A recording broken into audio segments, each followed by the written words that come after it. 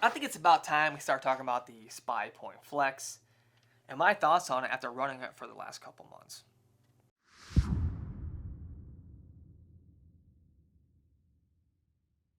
What's happening, everybody? Welcome back to the channel. I'm Jake Rabba. This is Rat Havoc, and we're going to talk about my thoughts on me using the Flex over the last couple months and how I feel about it.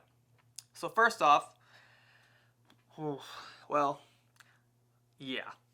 I've had a lot of problems with this camera. I'm one of the people that have had a lot of problems with this camera, but we're going to go into that a little bit later. We're going to start off with the good, then we'll go into the bad, then we'll go into what I think they need to do to fix this camera to make it a lot better, or come out with a completely different camera. Who knows? So right off the bat, the best thing about this camera, I think, is the size. This thing is tiny.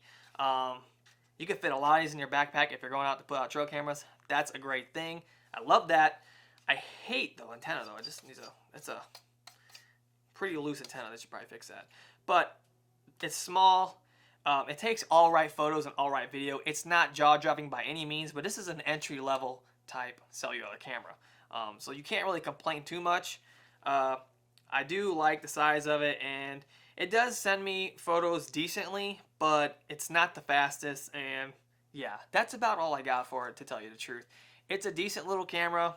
I think it's definitely overpriced. At the quality of this camera and what you're getting, I don't think it's worth 150 bucks. That's why they dropped the price down to 100, if you noticed. Anyways, so that's what I got for the good on this camera, which isn't mind-blowing, right? Let's get into the bad. This is a long list. You might want to get a pen and paper out. Okay, first off, I hate the fact that this thing is this color. Why can't this just be a normal color? Like darker or more textured or look more environmental friendly. It sticks out like a sore thumb.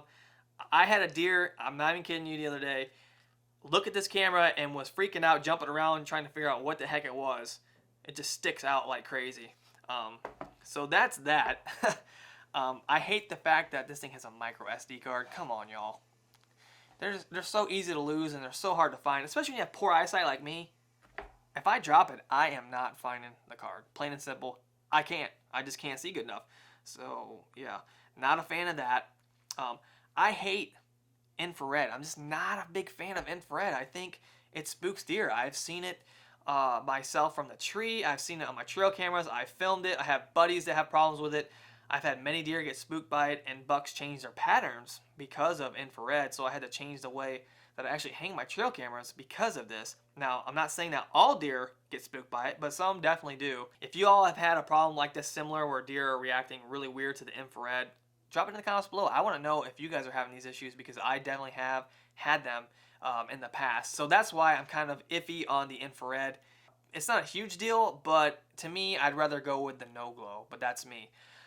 Spypoint, put a thread on the bottom of this. Not everybody runs straps. A lot of us run, tree spikes or whatever you want to call them, to screw onto the tree. When you have to use it on the back, it sticks out like 6 inches more, which is really kind of annoying, and it's even more noticeable. So if you can just put one on the bottom, that'd be great. I hate the fact that it just doesn't have one on the bottom. The battery life on these is not great. It truly isn't. I see some people are getting some decent battery life out of these, but I see a lot of people that are not. I am one of the people that have not had good battery life. This camera right here, I changed the batteries twice out this in a week, both dead. Each time. Drove me nuts. It's just unreliable. 2 brand new sets of batteries in this camera. Both died within a week. Never sent photos. It just don't work. All 3 of them are coming home with me today. I'm very unsatisfied with the cameras and how the company's handling figuring out what the issues are, because it's been a month. I just couldn't get it to stay alive, which drove me nuts, and it's making me go into places that I don't want to be. That's why I put this camera there, so I don't have to go into that specific area, because I don't go to my property and hunt a lot.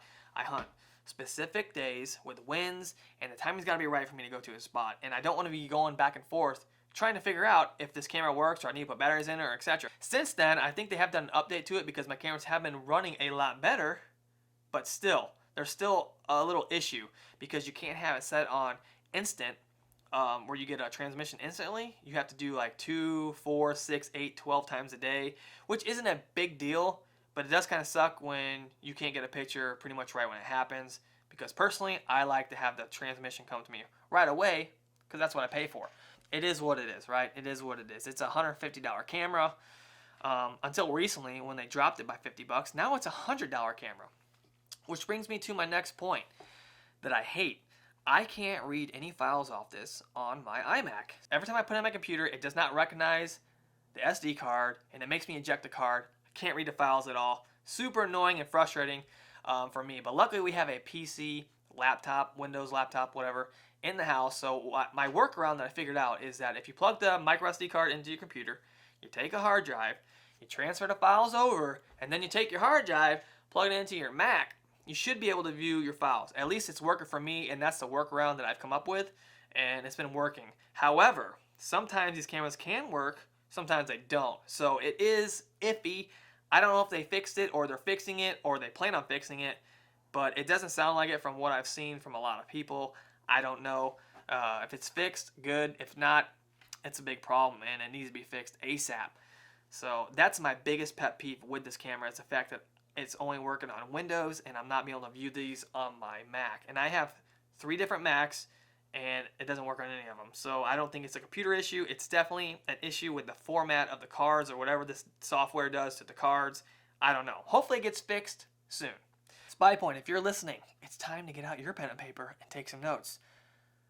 These are the things that you need to do to fix this camera, or come out with a version 2. First off, let's change the color of the camera. Let's just make it more environmental friendly. Darken it up a little bit, put a little texture on it. It sticks out like a sore thumb. And maybe get a little better antenna, because these, even times I went to the woods and this is just like this. I mean, and then it gets in the view of the lens, and you can see it in all your photos, and it triggers the camera. It's really annoying. So let's get a better antenna. Let's also switch to a regular SD card. The micro SD cards just ain't doing it. They're not doing it. Nobody wants micro SD cards. I don't know why that's a thing.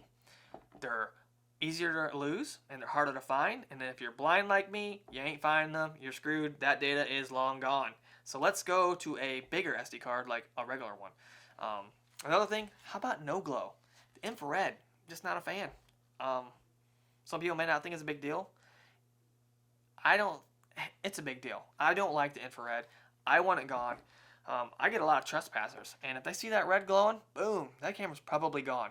And not only that, why take the risk with deer getting spooked by infrared when you can just do a no glow? It's really easy.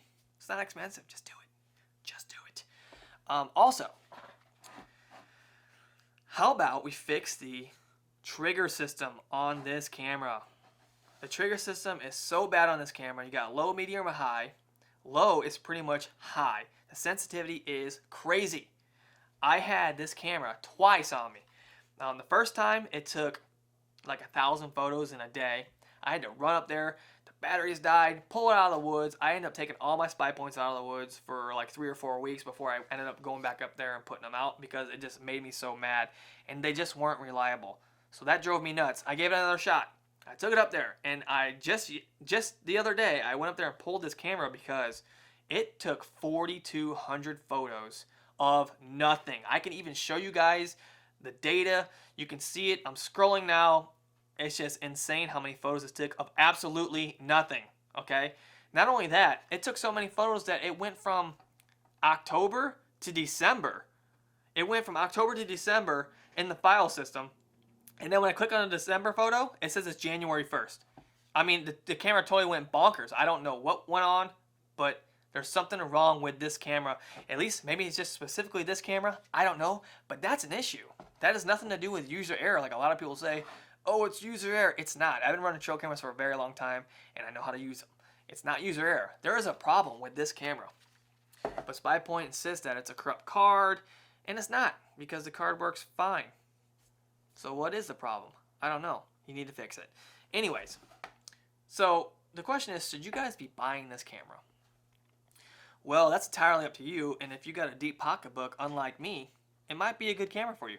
I, personally, can't afford to run a bunch of these flexes because you have to pretty much get the premium plan Otherwise, you're going to run out of data like that, especially if your camera takes 4,000 photos of nothing in a 24-hour period like mine did.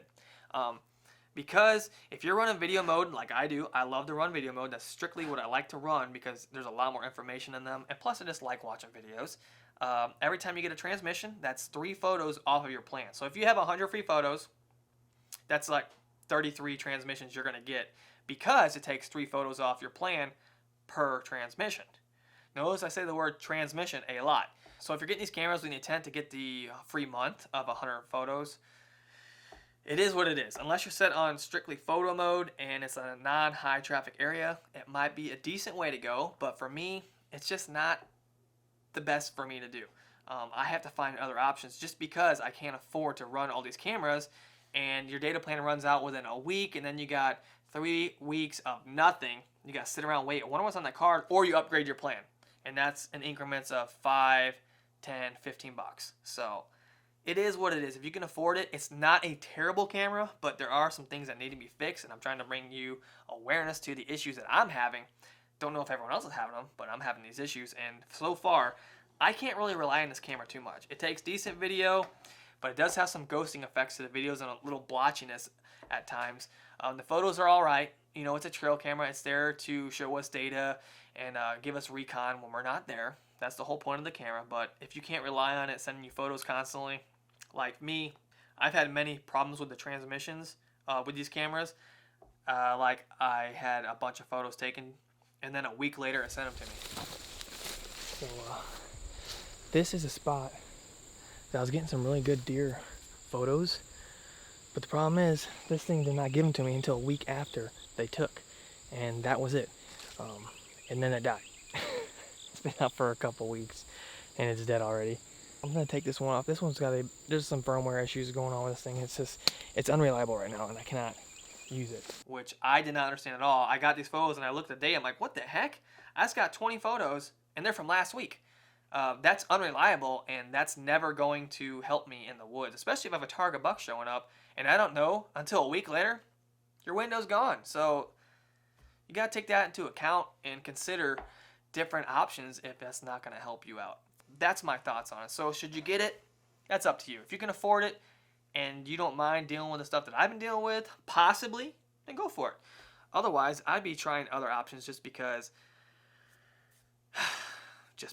But that's my thoughts on the Spypoint Flex. Hope you guys enjoyed the video. Be sure to subscribe, hit the notifications bell, and like the video. I will see you guys next time, hopefully, with some good stuff ahead. I'll see you guys next time.